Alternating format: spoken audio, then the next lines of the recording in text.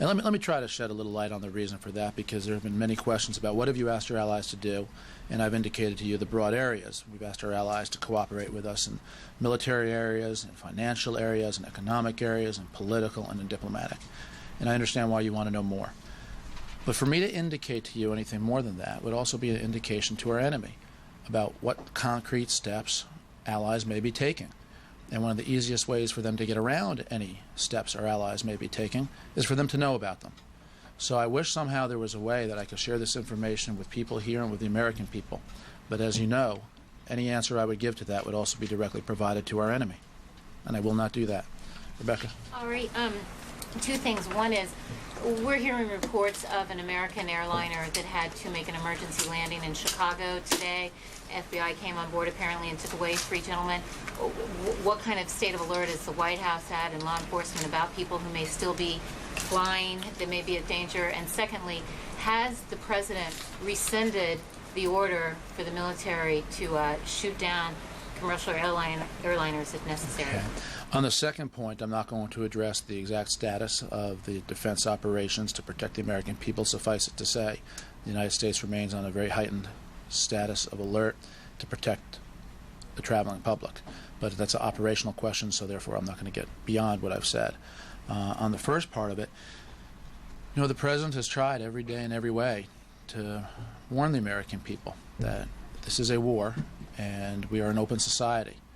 And obviously the events of September 11th, a terrorist organization was able to penetrate our country and to attack.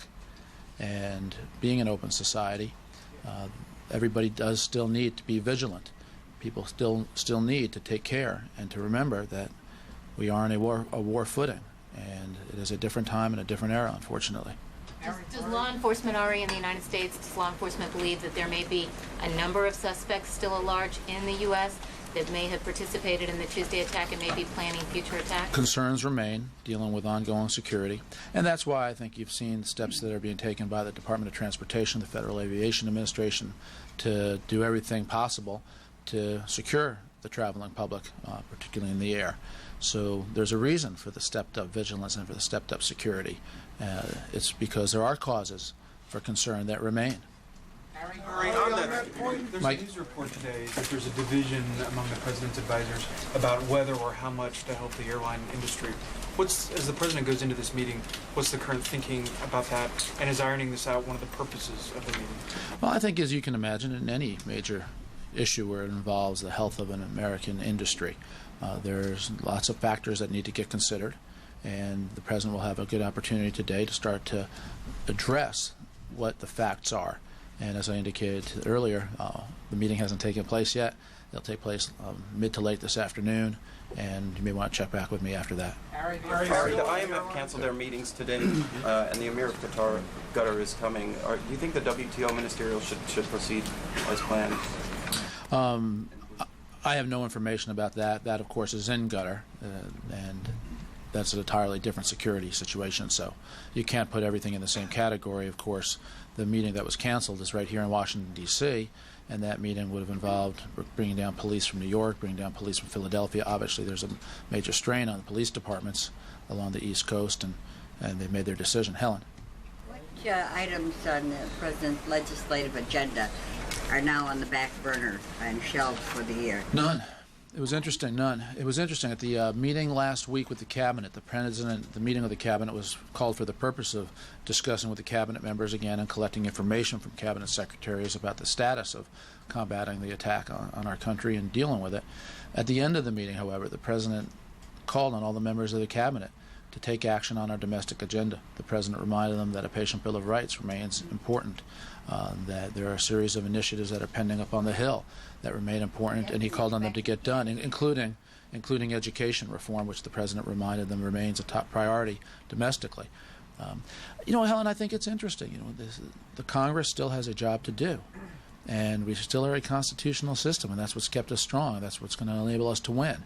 So there is a domestic agenda. The President is committed to it. I think it's fair to say that you'll hear less about it because of the dominance, obviously, of dealing with an attack on our country. But the President told the Cabinet members to be dedicated to it, and members of our staff are. All right. John, and then we'll conclude. we're working in order here. A couple of times in the past 2 or 3 days, the president has talked about the need to rebuild New York, the need to do it as quickly as possible. Is it his opinion that the World Trade Center or something similar to it should be rebuilt? I think it's too soon to say, John, and that's the type of conversation the president's going to want to have with New York officials and of course, with the many private organizations who are headquartered in the World Trade Center. But obviously, the president has a real keen eye out for how to help New York and how to bring New York, rebuild New York. What form that will take, it's too soon to say. This is 6 days after the attack. But is he of the mind, though, that if you did not rebuild that building or a reasonable facsimile thereof, that it would be bowing to the terrorists? No, I think, again, the president is going to have serious discussions at the appropriate time with the mayor of New York, with the governor of New York, with the appropriate people who are responsible for such an endeavor. But what the president is making clear is not only for the symbolism of rebuilding New York in the wake of attack, but for the humanity of it and for the deserving nature of helping New York. He is intent to get it done. Keith. Can I just follow up on Hill's question? The president would like those issues addressed this year, patients' rights, education, and everything that was on the plate, Trade Promotion Authority, still this year? That was his charge to the cabinet members. Now, wouldn't that foster some disunity on the Hill? I mean, a lot of those very contentious issues, and he's looking for a united Congress. You know, Keith, I guess that's one way to look at it. I don't think that's the way the president looks at it, and I think that in the wake of this, there is a different mood in the Congress and in the presidency about working with each other, cooperating with each other. So I make no such presumption. The issue should be proceed with the people's business on the domestic front and work together. Gene? Can you give us any kind of summary about the Pentagon meeting the president had today? The president received an update about the status of the call-up of the reserves, the number of people involved, the activities that they will be working in. The president, of course, listed many of those activities. You heard him himself when he was talking about engineering roles. He went through protecting the harbors, went through the whole list of activities which the reserves are helping in, and also talked about the employers and the families, the difficulty that a call-up can impose on them, and the president expressed his gratitude for those who provide such a vital service. It's interesting because the reserves really do play a tremendous role in our nation's ability to defend itself. It's not a passive role, it's not a small role, it's an integral role, and that's what they talked about. Ari, can you talk about a conversation? Yes, Harry, you know, the eyes of the world are on the Wall Street today. It's closed for 6 days after the terrorist incident. Is the president being praised? I know Secretary O'Neill was over there for the opening, but is the president being praised continually of the behavior of the markets, and not just the averages? You know, I did not ask him when we went over to the Pentagon if he was aware of what the stocks were trading at that moment, but of course the president is keenly aware of the first day of the markets opening and the importance of the markets working and functioning. And it's a terribly important topic. That's why Secretary O'Neill has been so involved in it and will continue to be. Will he be at the meeting, the economic meeting? Secretary O'Neill? I believe the meeting is of the White House staff that works with all the cabinet secretaries, but again, the meeting will be in a couple hours. Larry? All right. Can you elaborate a little bit on the president's remarks today about wanted dead or alive? I mean, could you explain his intent? Is he essentially issuing an appeal for anyone to hunt down and possibly kill bin Laden? I don't think you can elaborate. I think they were pretty plainly spoken. How about in addition to that then, if we want to go to the same imagery, is there any consideration of a federal bounty, a reward? No, there's nothing that I've heard about like that. To follow up on that, yesterday afternoon the president used the term finding the perpetrators and bringing them to justice. Right. Is he talking about a form of justice in which you police, the international community polices, brings them to an international sense of justice in terms of judicial justice, or is he talking about specifically just military strikes, obliteration? Well, and the president said that again today. He said that remark in the context of justice. He added that, as you heard in his comments. You know, I think that justice comes in many different shapes and forms, and the president expressed his opinion about a couple of those different shapes and forms that it could come in. So it's more The comments that the president and his senior advisors have made about the increased security, the increased awareness that we will have to follow now, have been careful to note that we don't want this country's freedoms to be eroded by the terrorist attack. We want to remain America. And yet the presence of 5 or 4 Middle East nationals on a domestic flight is exceptionally rare. Are the rules different for non-Americans? Should that trigger now questions of Middle East nationals on domestic flights in large numbers? Should that trigger questions? And are non-Americans in this heightened sense, this more aware time, to undergo more close scrutiny than members of the Arab American community, non-Americans, to undergo more scrutiny than they did in the past? Well, I think when you look at the fact that there are lines, sometimes people are told to get to their flights 4 hours early. That way they can all go through the same security review. I think it's perfectly clear that these provisions apply to one and to all. As a matter of law enforcement, that anybody who is believed to be violating the laws of the United States will be held accountable and responsible, and the laws target lawbreakers. And whether we can be more focused on non-Americans in this time. I'm trying not to get to profiling. I'm trying not to get to the diminution of civil liberties. But is the scrutiny more on non-Americans than it can be on Americans? Well, I think the scrutiny is on those who violate the law, and whether that's in the form of immigration, whether it's in the form of anything else that would give the law enforcement community reason to believe that there are threats.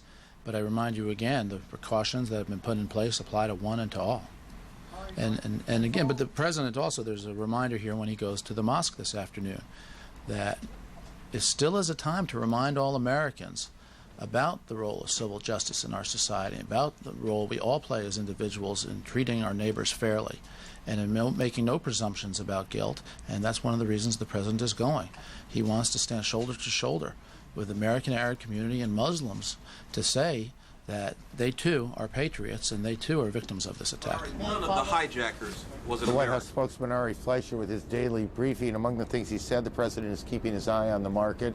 So are we. We can tell you the Dow has now made a new low for the day, down 650 points. The NASDAQ at about a 100-point loss at this moment. This has all been sort of deteriorating a bit over the last 35, 40 minutes. Christine Roman is at the New York Stock Exchange. Christine, any particular reason for this? Just more selling that seemed to stabilize a bit near the lows of the day, and then the sellers came in again sometime after about lunchtime. And now the Dow Jones Industrial Average, Aaron, is trading at the lowest levels since the last week of December back in 1998.